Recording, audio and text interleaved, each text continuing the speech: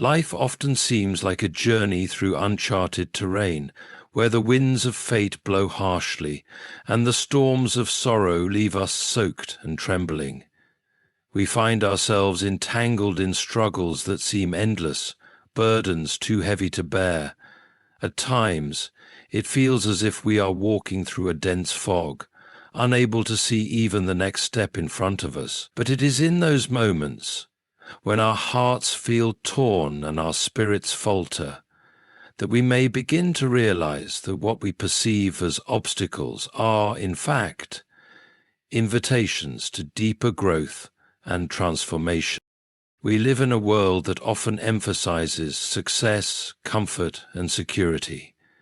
These things, though not inherently evil, can become idols that shape our understanding of the good life. We begin to measure our worth by the ease of our circumstances, the approval of others, and the material wealth we can accumulate. And yet, when these things are stripped away, or when they fail to satisfy the deepest longings of our soul, we are left with a profound emptiness. This is when we experience struggle in its truest sense, not just physical suffering or loss, but a spiritual discomfort that calls us to examine the foundations of our very existence. We must recognize that our struggles, however painful, are not signs of abandonment by God. They are not the result of divine neglect or apathy. On the contrary, struggles are, in the mysterious providence of God, the very means by which He shapes and refines us. It is often through the crucible of hardship that our character is forged and our faith is tested. The deeper the valley, the higher the peak to which we are ultimately meant to rise. But we must learn to see the valley as not just a place of sorrow, but also of divine purpose. Think for a moment of the process of refining gold. Gold is placed in the furnace, and the heat is turned up until all the impurities rise to the surface. The goldsmith then carefully removes these impurities, leaving behind a pure and precious substance. The process is painful for the gold, and yet it is necessary if the gold is to fulfill its purpose. If it were not for the furnace, the gold would remain dull and impure, unfit for its highest purpose.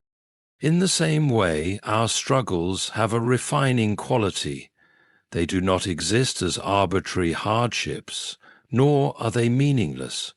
Through them, we are slowly shaped into people who can bear the weight of greater responsibilities, who can see beyond our own narrow vision, and who can empathize with others in their pain. The struggles we face do not define us in the way we often imagine. Instead, they serve as a means of shaping our identity, not as victims of circumstance, but as participants in a greater story, one in which we are being made into something more beautiful, more noble, more enduring than we could have ever imagined in times of peace. It is also crucial to understand that God is present in the midst of our struggles. The image that comes to mind is that of a shepherd walking beside his flock in the dark valley, guiding them with tender care. The shepherd does not stand afar, detached from the suffering of his sheep. No, he walks with them, his presence providing comfort, assurance, and protection.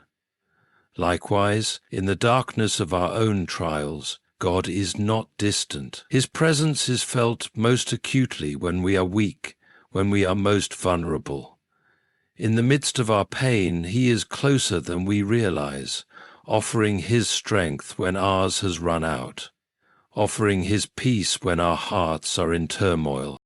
But even more, we must see that God, in His infinite wisdom, uses these moments of struggle to prepare us for something greater. It is easy to fall into the trap of seeing struggle as a temporary setback, a brief inconvenience on the path of life.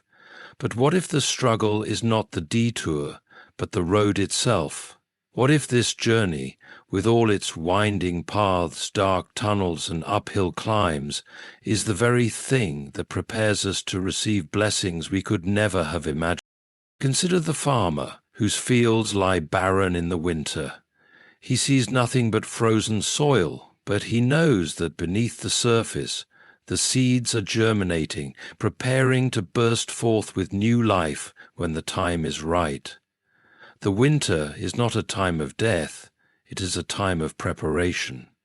The farmer does not abandon his fields when they seem empty. He waits with patience, trusting that the harvest will come in its proper season. Similarly, in our lives, there are seasons of barrenness, when it seems as though nothing is happening, when we cannot see any fruit emerging from the soil of our efforts. But the harvest is coming. It may not come when we expect it, and it may not come in the way we envision, but it is certain to come, for God has promised that those who sow in tears will one day reap with joy. The struggle, then, is not an obstacle to our blessings, but a necessary part of their unfolding. It is in the struggle that we are made ready to receive the blessings, for it is through struggle that we learn perseverance, patience, and trust. We learn that our blessings are not things we can earn or claim for ourselves, but gifts that come from God's generous hand, and it is often in the moments of greatest struggle that we are most open to receiving those gifts, for we have nothing left to hold on to but the grace that is offered to us. There is also something deeply transformative about the way our struggles teach us to see the world. When we go through hardship, we are no longer quick to judge the struggles of others. Our hearts become more compassionate, more understanding. The person who has suffered is better able to comfort those in pain, for they have walked that path themselves. In a way, it is through our own suffering that we are given the capacity to bless others, to be a source of strength and encouragement in times of trial. And so, in the end, we are left with this paradox. Our struggles are not only the means by which we are transformed, but they are the very means by which we become a blessing to others. The pain we endure becomes a source of healing for the world. The suffering that seems to threaten our peace becomes the very instrument of peace, both for ourselves and for those we encounter. God, in his infinite wisdom, turns our struggles into blessings not just for us, but for the world around us. The deeper our struggle, the greater the potential for blessing. And when we look back on the path we have traveled, we will see that the struggles, painful though they were not in vain. They were the very means by which God worked out his good purpose in us. We may not always understand it in the moment, but in the fullness of time, we will see how the struggle was the soil from which the blessings grew. So the next time you find yourself in the midst of a trial, when the road seems impossible and the burden too heavy to bear, remember, the struggle is not the end, it is the beginning of something new, something greater than you can imagine. God is turning your struggles into blessings, shaping you, refining you, and preparing you for a harvest that will bring joy to your soul and to the world around you. In these moments of hardship, when our spirits are heavy and our hearts are burdened, it is easy to believe that the struggle will never end, that the weight we carry will never lighten. Yet, if we learn to look with the eyes of faith, we realize that the struggle itself is teaching us to rely on something far deeper than our own strength, God's grace.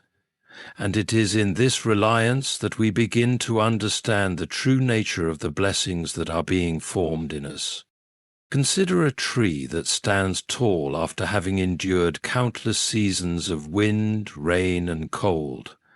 Its roots dig deep into the earth, finding the water and nutrients it needs to survive. Over time, it grows stronger and more resilient, and its branches stretch high, offering shelter to birds, shade to weary travelers, and fruit to those who come seeking sustenance.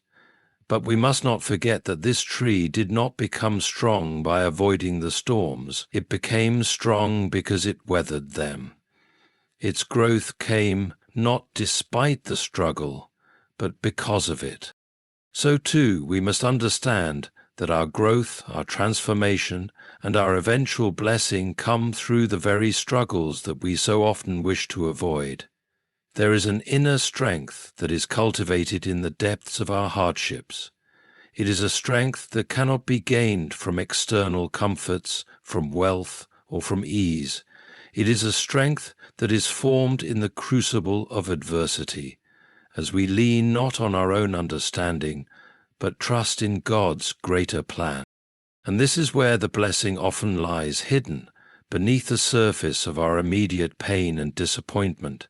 It is not simply in the resolution of our struggles, but in what we become as a result of them. We are transformed, refined, and made more complete, more whole through the trials we face. And as we grow in this way, we are better able to fulfill the unique purposes for which we were created. The blessings that God promises are not always those we imagine at the outset.